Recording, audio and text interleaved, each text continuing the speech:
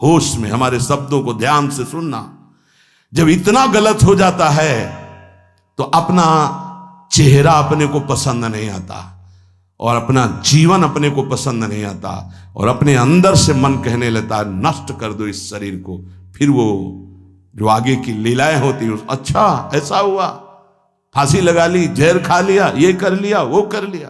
यदि तुम परमार्थ के पथिक हो, ये तीन बातें नहीं है तो तुम्हारा पतन हो चुका है। हमारा मन भजन में लेकर, होटलों में खाओगे, भजन में मन लगेगा, अशुद्ध आहार करोगे, मनमानी व्यभिचार प्रवृत्तियों का दर्शन, संभाषण और क्रिया करोगे और तुम्हारा मन सच्चिदानंद प्रभु में लग जाएगा। तमाशा समझा है, तमाशा समझ लिया अध्यात्म में मन को लगाना। अपनी दिनचर्या में इतना पावर है कि जहर भी समन हो जाएगा। मीरा जी का समन हो गया ना। अगर नियम है 1:45 बजे उठने का, स्नान का, तो 1:45 बजे ही उठना चाहिए, 2 नहीं बजना चाहिए। अपने पास सामर्थ्य होने पर नीचापमानम सुधा, वो नीच है, हम उस पर शासन कर सकते हैं, पर उसके द्वारा किए हुए अपमान को सह गए और अंदर से मनाया भगवान तुम्हें सुखी रखे, स्वस्थ रहो।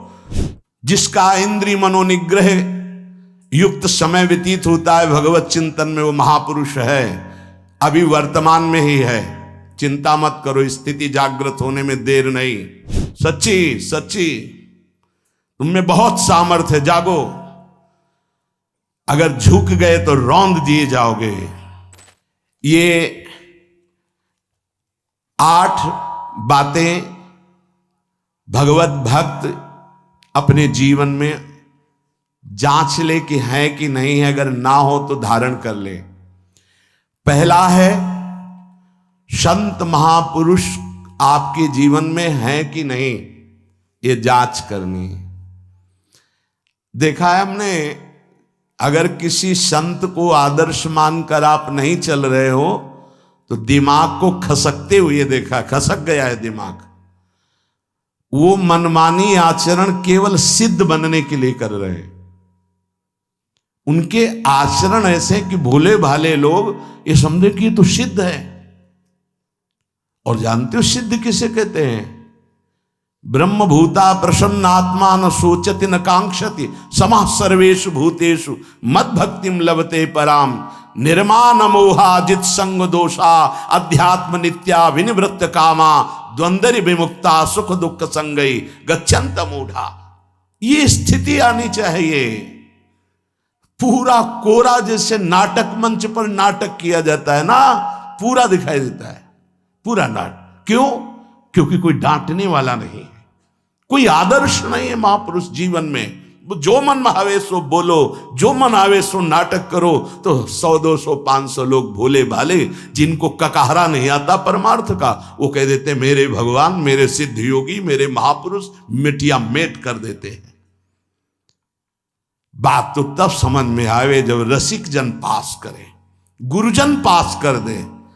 अपने मन से कुछ नहीं होता, जिसे महापुरुष पास कर दे वही होता है। संत महापुरुष कहे ठीक चल रहे हो, ठीक है, या वो मौन स्वीकृति दे दे, ठीक है। अपने मन से सिद्ध बनने पर सिद्ध थोड़ी कोई हो जाता है। जीवन में तुम्हारे संत हैं कि नहीं, बस इतनी बात देखो। अब एक भगत जी आए थे, अपने लोग तो सबका आदर ही करते हैं। उनका दिव्य रूप से हनुमान जी हमारे सामने प्रकट हुए थे। सच्ची बात कह रहे हैं, जिस समय दिव्य रूप हनुमान जी ने धारण किया तो हनुमान जी महाराज के ही भाई पवन पुत्र भीम कंपायमान थे। भीम जैसे हनुमान जी वैसे भीम, बड़े बड़े पर्वतों को अपनी टक्कर से चूर करने की सामर्थ्य रखने वाले।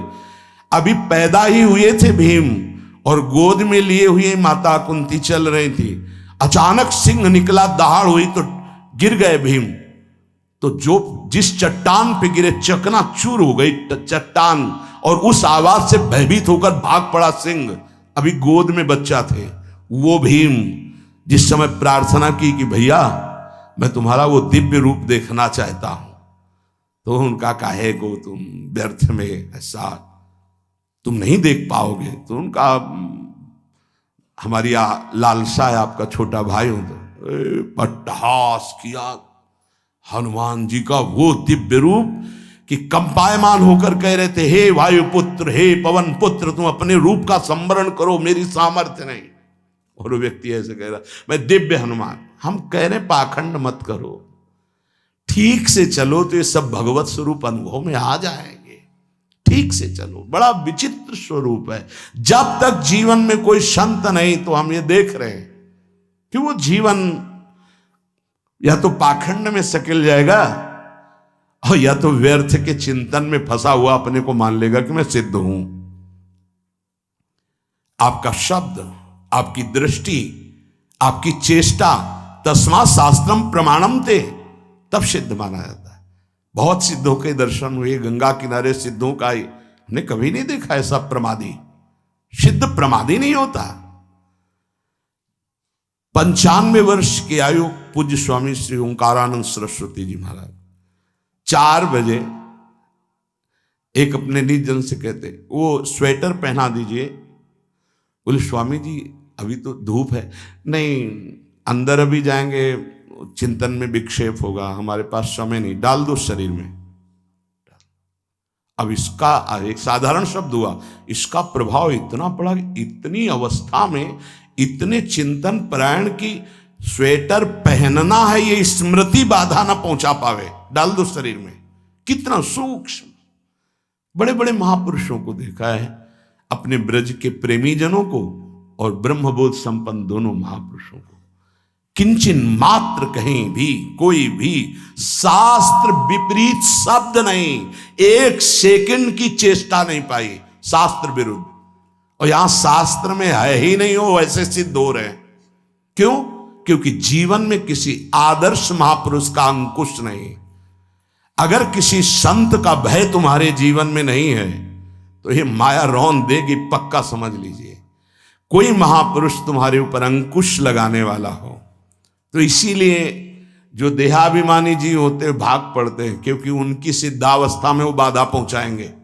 गुरुजन असली सिद्ध बनो, नाटक नहीं, तो भाग पड़ते हैं। और जो गुरुजनों की शरण में रहता है वो परिपक्व भगवत प्राप्त महात्मा बन जाता है। इसलिए पूज्य बाबा कह रहे, पहला, किसी महापुरुष का अनुशासन है कि नहीं। प्रगट में अनुशासन जरूरी है, प्रगट में अनुशासन जरूरी है। नारदानंद सरस्वती जी महाराज नैमिषारण्य के पीछे आए थे, कुछ परिक्रम उन्होंने बताया। अब वो पधार गए जो वहां के अधिकारी बनाए गए, विवेकानंद जी। नए वस्त्र धारण करके आ गए। सदवई में मना है, यदि ऊपर का नया वस्त्र हो तो नीचे का पुराना और मलिन होना चाहिए। अगर नीचे का तो फिर ऊपर का पुराना मलिन। मैच नया, क्रीच एकदम, ये सब साधुता के कुछ नियम होते हैं, साधुता की एक मर्यादा होती है।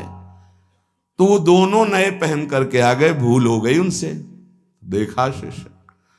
और नैष्ठिक ब्रह्मचर्य में सफेद कपड़े पहनाए जाते, तो और वो खिले हुए ऐसे बांधे, ऐसे सब। उनकी दृष्टि गई, लाख लाख जहां बैठकर सत्संग सुनते हैं स्वामी श्री नारदानंद सरस्वती जी, बड़े ही महापुरुष थे, अपार भीड़। और सत्संग के बाद 1 घंटा सबको एकांत चिंतन करो। क्या वहां ब्रह्म ज्ञान का सत्संग होता था। प्रातःकालीन बेला पे जैसे अपने यहाँ सत्संग होता है, वहां थोड़ा विलंब होता था, 5:30 बजे। जो निज जनों का वो योग वासिष्ठ से कैसे तुम्हें बताएं, जो उस सभा में बस यही लगता है कितनी जल्दी देह राख छूटे और अपने स्वरूप में महापुरुषों का वचन का प्रकाश होता है। एक सत्संग होता था सामूहिक सब लोगों को, एक होता था पर्सनल, जो दिव्य साधक हैं केवल वही बैठ सकते हैं, अन्य नहीं। ऐसे पूज्य बाबा के यहाँ भी एक होता था पर्सनल ज्ञान का और एक होता था सामूहिक प्रवचन। तो उस समय सामूहिक सत्संग चल रहा था, काफी सब समाज लाखों की थी। देखा दूर से, एक शिष्य से कहा गौशाला में जाओ, गोबर को गीला कर दो। उनसे कहा विवेकानंद गोबर की छवियां भर करके यहां खड़े हो सत्संग के पास। अब वहां नच हो नहीं सकता, और गीला गोबर तो जो 2 घंटा सत्संग हुआ पूरा टप टप ऐसे कपड़ों में, पूरी हालत बिगड़ गई। क्या था ये? संत शासन। अब दोबारा वो गलती नहीं होगी, समझाने की जरूरत नहीं, अब समझ गए कि हमसे गलती क्या हुई। संत शासन नहीं है तो ये मन बहुत विचित्र है, बहुत विचित्र है। इसीलिए पहला, जो भी परमार्थ का पति को, चाहे ज्ञान मार्ग का, योग मार्ग का, किसी योग मार्ग की लौकिक ऊंचाई पर पहुंचे हुए कि गुरुदेव आए और उन्होंने कहा कि किसी कारण से शिष्य बढ़ जाए और अपने गुरुदेव की अवहेलना करे तो उसकी गति क्या होगी? उनका दुर्गति। दुर्गति, दुर्गति के सिवा उसके आगे कोई शब्द नहीं है। गुरु को पीड़ा है और शिष्य परम पद में पहुंच जाएगा? नहीं नहीं, ऐसा नहीं हो सकता। अनुशासन अत्यंत आवश्यक है। किसी भी वैभव या लोक व्यवहार या लोक मान्यता बढ़ जाने पर अपने गुरु का अपमान, गुरु की अवहेलना, तो उसकी दुर्गति पक्की। देखो, ये मन है, ये इंद्रियां हैं, ये अहम है, ये केवल गुरुदेव से ही वश में आता है, दूसरी जगह नहीं आता। क्यों? क्योंकि दूसरी जगह उत्तर देने का अवसर है। दूसरी जगह हम नहीं मानते तुम्हारी बात, लेकिन वहां ना उत्तर है और ना नहीं मानते, केवल वहां मिटना ही मिटना है। अगर ऐसा उपासक है तो निश्चित परम पद का अधिकार। केवल मिटना कोई उपाय नहीं है, अहंकार के पोषण का कोई उपाय, केवल मिटाना है। रो लो, चिल्ला लो, जो तुम्हें करना है कर लो, आना तुम्हें इसी मार्ग में पड़ेगा, दूसरा कोई रास्ता नहीं। बलिहारी घेर करके नष्ट कर देते हैं हमारे मन की मनमानी को, हमारे अहंकार को। इसलिए जीवन में प्रगट में जिनके जीवन में संत हैं और वो स्वीकार करते हैं उनका अनुशासन, उन्हीं का जीवन प्रकाशित होता है, पक्का समझ लेना। दूसरा, भागवतिक मार्ग में चलने वाले उपासक को सांसारिक पुरुषों की मित्रता करके उनकी संगोष्ठी में नहीं बैठना चाहिए। इस बात को बहुत अच्छे से समझ लो। सांसारिक पुरुषों की जो वृत्तियां होती हैं उनमें बड़ा आकर्षण होता है भोगों का, प्रपंच का। जो साधक भ्रमणशील हैं, अगर वो गृहस्थों के यहां जाकर उनकी सैयाओं पर सोते हैं तो उनकी दुर्दशा क्या होती है चित्त की, वो खुद अनुभव करके देख ले। आज तो शास्त्रीय पद्धति को समझा ही नहीं जा रहा। जब बड़े बड़े सुभट गंगा किनारे त्याग, वैराग्य, ज्ञान के मिले ना, तो आगे का रास्ता खुलता चला गया। सांसारिक पुरुषों के समुदाय में बैठना था। वो तुम्हें भगवान कहेंगे, ईश्वर कहेंगे, अवतार कहेंगे, उनको कुछ ज्ञान नहीं। आप मान बैठेंगे अपने को भगवान, अपने को ईश्वर, अपने को अवतार मानेंगे, तो आप जो अवतार है ना, ईश्वर है ना, भगवान है, उनसे विमुख हो जाएंगे। यहां जो भी अवतरित हुए हैं भगवत पार्षद, वो सदैव दैन्य ही रहे हैं। आप देख लीजिए, उच्च कोटि के महापुरुष चाहे जितनी ऊंचाई पर चढ़े हों, सदैव भगवान की ही स्थापना की है। भगवान के नाम की, रूप की, लीला की, धाम की, भगवत महिमा की स्थापना की है, अपनी नहीं, अपने पार्थिव शरीर की नहीं। ध्यान रखना, जितने महापुरुष प्रकट हुए भगवान की स्थापना की। अगर हम संसारिक पुरुषों का संग करेंगे तो कई तरह से हानि हो जाएगी। सत्संग हो रहा है, बस इतने जो चाहो बैठ जाओ। हमारा पर्सनल एकांतिक केवल गुरुदेव से संबंध है और उनके द्वारा बताई हुई उपासना में हमारा समय व्यतीत होना चाहिए। कोई हमारा मित्र नहीं होना चाहिए, अलग से संगोष्ठी नहीं होनी चाहिए विषयी पुरुष की, सांसारिक पुरुष की। तीसरा, किसी भी अपनी निंदा करने वाले के प्रति कभी भी बुरा व्यवहार बर्ताव नहीं करवाना चाहिए, क्योंकि भगवान प्रेरित करते हैं निंदा करा करके महान बनाने के लिए। ये शब्द याद कर लो। जब तुम्हारी निंदा होने लगे, प्रतिकूलता होने लगे, विपत्ति आने लगे, संकट सताने लगे, तो जान लेना कि तुम्हारी अध्यात्म की भूमिका उठने वाली है, पक्का। ये अध्यात्म की भूमिका उठना बहुत कठिन होता है। अध्यात्म का प्रवचन कर लेना बहुत सरल होता है, नहीं? हाँ, चमड़ी को चिकनी करके और अध्यात्म का प्रवचन करने में कोई कठिनता नहीं, लेकिन चमड़ी और दमड़ी का राग मिटा दे फिर अध्यात्म की तरफ चले, ये किसी फक्कड़ महात्मा का कृपा पात्र ही होगा जो फकीर होगा, जिसने विश्व की समस्त भोग वासनाओं को रौंद करके अपने स्वरूप में स्थित हो गया। ऐसे महात्मा के संग के बिना अध्यात्म का रंग नहीं चढ़ सकता, और देखने को मिल रहा है। जब तक हमें अध्यात्म का परिचय नहीं है तब तक कहीं भी हम राजी हो जाते हैं। अरे राजी होने को तो टाकीज के सामने देखो जाके, हजारों की भीड़ लगती, लाइन में खड़े होते हैं, पैसा देते हैं, और क्या देखने जाते हैं? झूठा तमाशा। उनको आप क्या कहोगे? ज्ञानी कहोगे? सत्संगी कहोगे? भीड़ का इकट्ठा हो जाना कोई अध्यात्म का चमत्कार नहीं होता। तो अध्यात्म का चमत्कार तो अंतर की वृत्ति का परिवर्तन हो जाना होता है। नहीं तो अगर एक नृत्य करने लगे ना तो हजारों उसको देखने खड़े हो जाते हैं।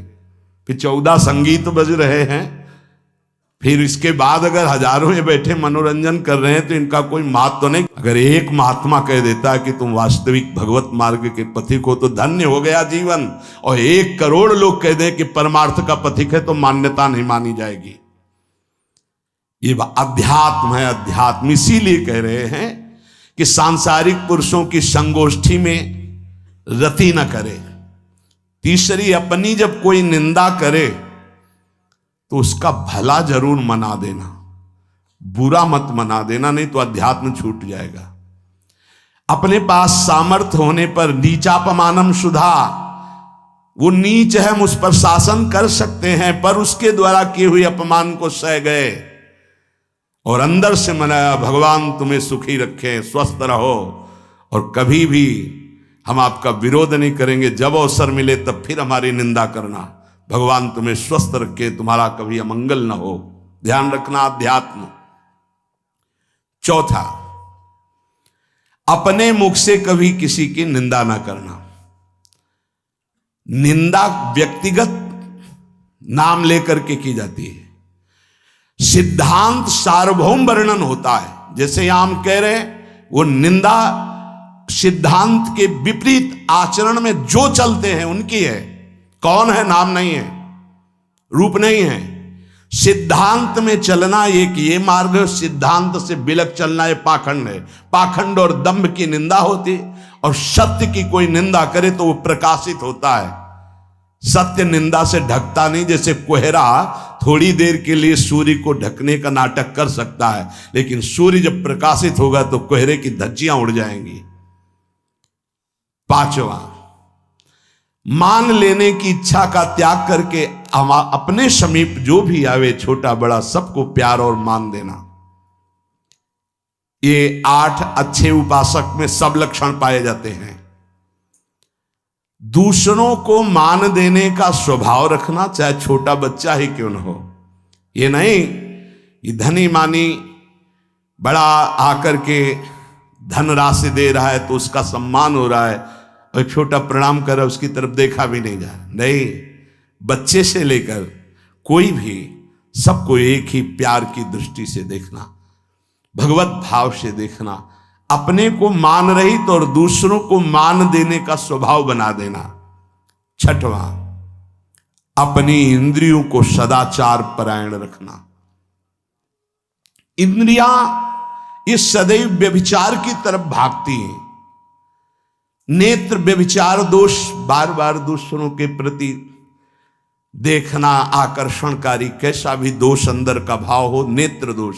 दूसरों की बातें सुनना, श्रवणेन्द्रिय दोष। वाणी से दूसरों की चर्चा करना, वाणी। ऐसे हर इंद्रिय अपने व्यभिचार में जाना चाहती है। सदाचार परायण उपासक होता है। कल की बात है, कल चिंतन हो रहा था श्रीमद् भगवद गीता जी का। अगर उपासक में सदाचार इंद्रियों की पवित्रता नहीं है तो ढकोसला के सिवा कुछ नहीं रहेगा। ये अच्छे से समझ लो। इंद्रियों का विलास चल रहा, खुला दिखाई देता है, खुला। वो एक दृष्टि होती है, उसमें दिखाई देता है। अंतर में ब्रह्म बैठा हुआ शांत मौन है और ये समझ नहीं पा रहा, केवल नाटक पे लगा हुआ है। अपना मन, अपनी इंद्रियां यदि संयम में नहीं है, सदाचार में नहीं है, तो ढकोसला ही है, आडंबर ही है, नाटक ही है। पक्का समझ लीजिए। अगर वो संयमी नहीं है, जितेंद्रीय नहीं है, मनोनिग्रही नहीं, तो अध्यात्म क्या है? क्या प्रवचन हो रहा है? किस बात का प्रवचन हो रहा है? जो अनुभव हुआ उसका हो रहा है, शास्त्र सम्मत हो रहा है। जितेंद्रियता नहीं, इंद्रिय निग्रह नहीं, मनोनिग्रह नहीं। छठवां, सदाचार परायण, अर्थात इंद्रिय और मन शास्त्राज्ञा के अनुसार चले। जिसका इंद्रिय मनोनिग्रह युक्त समय व्यतीत होता है भगवत चिंतन में, वो महापुरुष है। अभी वर्तमान में ही है, चिंता मत करो, स्थिति जागृत होने में देर नहीं। बंद रखो अपनी खिड़कियों को, कहीं माया की हवा ना घुस जाए। सच्ची सच्ची तुम में बहुत सामर्थ्य है, जागो। अगर झुक गए तो रौंद दिए जाओगे। एक एक बात अच्छे से समझ लो। मुस्कुरा के, प्रेम व्यवहार दिखा के, अपनापन करके फिर तुमको अधीन किया जाएगा। माया भगवती बहुत बलवती है। ऐसे करके फिर ऐसे प्रहार करती है, क्योंकि साधक बहुत प्रवीण है। ऐसे में अपने को बचा लेगा, लेकिन ऐसे में बचाना बहुत कठिन होता है। हमारी बात को समझ लेना, ऐसे में बचाना बहुत कठिन होता है, बहुत कठिन होता है। समर्पण का मिश, सेवा का मिश, अपनापन का मिश। हमारी इंद्री, हमारा मन बहुत धोखेबाज है, हमें कोई धोखा नहीं दे सकता। ये हमारा मन, हमारी इंद्रियां हमको धोखा देती है। साधु, साधक, परमार्थ पथिक, भक्त इस बात से परम सावधान। सदाचार और सरलता, संयम के साथ हमारा समय व्यतीत होना चाहिए। किसी के गवाही की जरूरत नहीं है, किसी के प्रमाण की जरूरत नहीं। आप खुद अपने हृदय की भूमिका को नाप लीजिएगा। कितनी ऊंचाई पर चढ़ रहे हो, आपको खुद अनुभव में समझ में आ जाएगा। जो इंद्रियों का गुलाम, मन के द्वारा भ्रष्ट आचरण करने वाला है, वो कुछ भी हो, कोई भी हो, कहीं भी हो, दुर्गति शब्द से ही संबंध है। जीते जी दुर्गति, फिर फांसी ऐसी लगे तेषम दुख न हो। सच्ची मानना, जब गलत हो जाता है आचरण, तो अपना मन अपने को कहता है नष्ट कर दो, ये जीवन किस काम का। होश में हमारे शब्दों को ध्यान से सुनना। जब इतना गलत हो जाता है तो अपना चेहरा अपने को पसंद नहीं आता, और अपना जीवन अपने को पसंद नहीं आता, और अपने अंदर से मन कहने लगता है नष्ट कर दो इस शरीर को। फिर वो जो आगे की लीलाएं होती हैं, अच्छा ऐसा हुआ, फांसी लगा ली, जहर खा लिया, ये कर लिया, वो कर लिया। वो इन्हीं इंद्रिय और मन की फिसलन को नहीं सह पाया। अच्छा, किसी महापुरुष का शासन नहीं था, नहीं, उस चूक में भी बचत हो जाती है। एक बहुत बड़े महापुरुष के समीप रहने वाले से चूक हो गई, तो उन्होंने अपने आसन के पास आसन लगवाया। सब साधुकों ने कहा कि बहुत बदनामी होगी, क्योंकि आपका नाम आगे है और वो आपके आश्रित है, ऐसा है किसी महापुरुष के। उन्होंने कहा तुम क्या समझते हो, ये बाया है, चूक हो गई, अब इसको कभी चूक नहीं होगी ऐसा बना देंगे, कभी त्रुटि नहीं होगी, इसको ऐसा बना देंगे। और वो फिर ब्रह्मावर्त बिठूर में रहे, और बहुत अच्छे महात्मा हैं, अब भी हैं। अगर संत का शासन है और आपसे चूक भी हो जाती है, तो ऐसा बना देंगे कि दोबारा चूक नहीं होगी। पर इंद्रिय और मन को छूट देकर मनमानी आचरण करने वाला कभी साधक नहीं हो सकता, पक्का। और आप सच्ची मानना, आपकी एक बार इंद्रिय मन छूट हो गई तो जिंदगी भर दबे रहोगे, दहाड़ने लायक नहीं रहोगे। माया तुम्हारे को सदैव कोसती रहेगी, तुम्हारा हृदय जलता रहेगा। ऐसा कैसे हो गया, ऐसा कैसे हो गया। जब ऊंचाई की तरफ सोचोगे तो सामने वो, अगर प्रायश्चित करके मिटा दिया है तो बात है, नहीं तो वो कर्म सामने आ जाएगा। लगेगा नहीं हम इस ऊंचाई लायक नहीं है, नहीं हम इस ऊंचाई लायक। आपसे प्रार्थना कर रहे, अगर चूक हो गई हो तो उसको मिटा दो, नहीं आगे बढ़ने में बाधा पहुंचा देगा। अपने गुरुजनों से सलाह करके उसका प्रायश्चित कर लेना चाहिए। अगर गुरुजन कर दे जाओ कुछ नहीं तो कुछ नहीं, खत्म खेल, वो निपटा देंगे, वो करुणामय है, उनमें बड़ी सामर्थ्य है। पर छठवां सूत्र, सदाचार संयम जितेंद्रियता मनोनिग्रह साधक में होना ही चाहिए। जो साधक एकांत में मनोरंजन करके अपने जीवन को नष्ट कर रहे हैं, अच्छा होता गृहस्थ धर्म में रहते, बाल बच्चे पैदा करके मेहनत करके धर्म पूर्वक कमाते और समाज की सेवा करते। यदि अखंड ब्रह्मचारी वैराग्य मार्ग के पथिक हो तो चूक ना होने पावे प्रार्थना करते हैं। इंद्रियों को शिथिल ना होने देना, मन को शिथिल मत होने देना, नहीं तो ऐसा बंधन ये बांध देते हैं कि बड़े बड़ों को सर झुकाकर चलना पड़ता है, रौंद देती है माया। ध्यान रखना, सर उठाने लायक नहीं रह जाता। अगर इंद्रिय जन्य भोगों का आकर्षण नष्ट कर दे तो अपना मन अपने को जलाता रहता, धिक्कार देता रहता। कैसे हो गया ऐसे? तो कैसे हो गया? कीन हो इस कबहू अभिमाना, सुख हो वंचा कृपा निधाना। कहीं अभिमान हो गया कि मैं ब्रह्मचारी हूं, मैं जितेंद्री हूं, मैं मनोनिग्रही हूं, तो ठाकुर जी ने दाना फेंक दिया, देख भला मनोनिग्रही है तो मत चुन। लेकिन कृपा पात्र साधक पुनः अपने आप को सावधान करके सदाचार में ही स्थित रहे। आज सदाचार को समझा ही नहीं जा रहा कि सदाचार है क्या। सातवां, किसी भी पद को साधक कभी स्वीकार न करे। समाज में बड़े पद मिलते हैं, यहां भगवत प्राप्ति की वार्ता हो रही। किसी भी पद, किसी भी सम्मान को स्वीकार न करें। ये सब उपाधियां हैं, अगर उपाधियां स्वीकार की तो उपद्रव शुरू हो जाएंगे। कोई उपाधि स्वीकार न करो तो इतने महान बन जाओगे कि पूरे विश्व में तुम ही होगे। ये भी बात याद कर लो। कोई भी छोटी मोटी उपाधि स्वीकार की तो उस महान को नहीं प्राप्त कर पाओगे।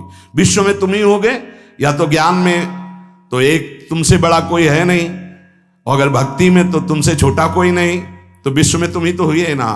सब बड़े और आप छोटे, विश्व में आप त्रणादपि सुनीचेन, और ज्ञान तो हम ब्रह्मास्मि, सबको समेट लिया अपने में, एक के सिवा दूसरा कोई नहीं। यह है उपाधि रहित महापुरुष की स्थिति। कोई उपाधि स्वीकार न। अनंत ब्रह्मांडों का महारत्न इंद्र नीलमणि, जहां जहां भक्त मेरा चरण